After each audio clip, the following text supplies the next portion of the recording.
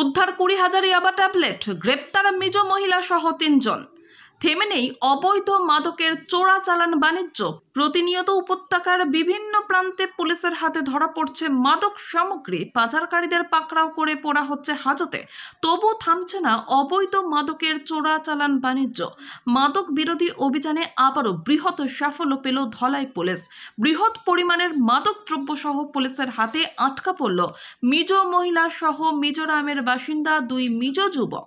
গোপন সূত্রের তথ্যের ভিত্তিতে ধলাই থানার অফিসার ইনচার্জ ইন্সপেক্টর মনোজ বারোয়ার নেতৃত্বে বৃহস্পতিবার সন্ধ্যায় 306 শিলচর আইজল জাতীয় সড়কের সপ্তগ্রামে অভিযানে নামে পুলিশের একটি দল। ঠিক সেই সময় মিজোরামের দিক থেকে আগত একটি স্কুটিতে করে নিয়ে আসা মাদক দ্রব্যগুলি একটি বোলেরো গাড়িতে হাত বদল হচ্ছিল। পুলিশের উপস্থিতি টের পেয়ে পালিয়ে যায় বোলেরো গাড়িটি। স্কুটি সমেত 3 মিজো নাগরিককে পাকড়াও করতে সক্ষম হয় পুলিশ। পুলিশি তল্লাশিতে স্কুটি থেকে উদ্ধার হয়েছে অন্তত 20,000 ইয়াবা ট্যাবলেট। সঙ্গে সঙ্গে পুলিশ 3 জনকে গ্রেপ্তার করে। ধৃতরা হলো বেনি, বয়স 36 বছর, বাড়ি মিজোরাম রাজ্যের ছাইতুয়ালে; লালরিন হেতা, বয়স 42 বছর ও ইশাকালাল হোমাদিকা আসাম মিজোরাম সীমান্তের ভাইরেংটের বাসিন্দা। লালরিন হেতা জানিয়েছেন, ছাইতুয়ালের বাসিন্দা মিজো মহিলা বেনির রাস্তা পরিচয় করিয়ে দেওয়ার জন্য মিজোরামের ভাইরেটিং থেকে স্কুটি সহ তাকে ভাড়া করে। সপ্তগ্রামে পৌঁছানোর পর একটি বোলেরো গাড়িতে ব্যাগটি হস্তান্তর করার সময় পুলিশ তাদের পাকড়াও করে।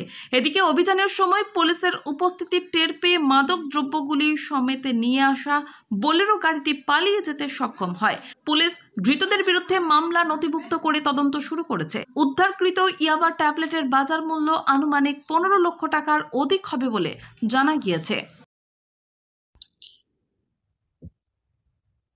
নিচাযুক্ত সামগ্ৰী বা ড্ৰাগছৰ বিৰুদ্ধে আমাৰ যি অভিযান আছে সি অব্যাহত আছে আৰু এই অভিযানৰ অংশস্বৰূপে যোৱা নিশা আমি এটা ইনপুট লাভ কৰিছিলোঁ, এটা তথ্য লাভ কৰিছিলোঁ আৰু এই তথ্যৰ ওপৰত ভিত্তি কৰি আজি আবেলি আমাৰ এটা বিশেষ অভিযান চলিছিলে ধলাই অঞ্চলত।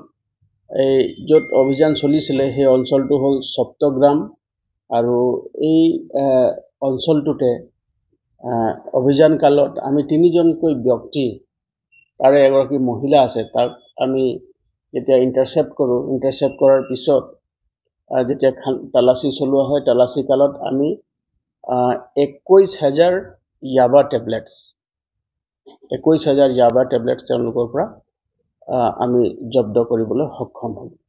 আৰু এই যিখিনি ইয়াবা টেবলেট আমি ৰিকভাৰ কৰিলোঁ, এই ৰিকভাৰী লগতে এটা স্কুটি, এখন স্কুটি তেওঁলোকে ব্যৱহাৰ কৰা, সৰবৰাহৰ কাৰণে ব্যৱহাৰ কৰা এখন স্কুটিও আমি জব্দ কৰিছোঁ।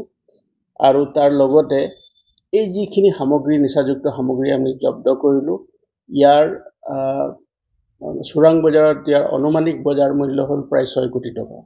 গতিকে বৰ্তমানলৈকে আমাৰ অভিযান অব্যাহত আছে। তেওঁলোকৰ লগত দ্ৰুত তদন্ত আমি চলাই আছোঁ, তেওঁলোকৰ সোধপোছ চলাই আছোঁ।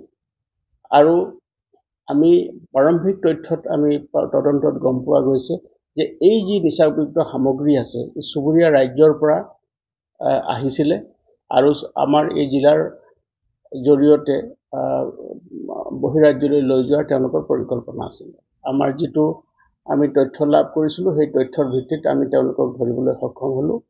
আৰু আমাৰ এই যি অভিযান আছে এই অভিযান অব্যাহত থাকিব আৰু জিলাখনৰ মাজে যাতে কোনো ধৰণৰ এনেকুৱা অবৈধ সৰবৰাহ নহয় তাৰ বিৰুদ্ধে আমি সৰব হৈ আছোঁ। আৰু তেওঁলোকৰ লগত সম্পৰ্কিত থকা যিকেইজন ব্যক্তি আছে, আমি গম পোৱা মতে আৰু 3 জনকৈ ব্যক্তি তেওঁলোকৰ লগত সম্পৰ্কত আছে। গতিকে তেওঁলোকক ধৰিবৰ কাৰণে আমি দ্ৰুত তদন্ত চলাই আছোঁ। যি 3 জন গ্ৰেপ্তাৰ হৈছে তেওঁলোক ক'ৰ বাসিন্দা? 3 জনো ব্যক্তি, গোটেইকেইজন ব্যক্তি চুবুৰীয়া ৰাজ্যৰ, আমাৰ ৰাজ্যৰ পৰা নহয়, চুবুৰীয়া ৰাজ্যৰ পৰা অহা, আৰু তাৰে 2জন পুৰুষ আৰু এগৰাকী মহিলা।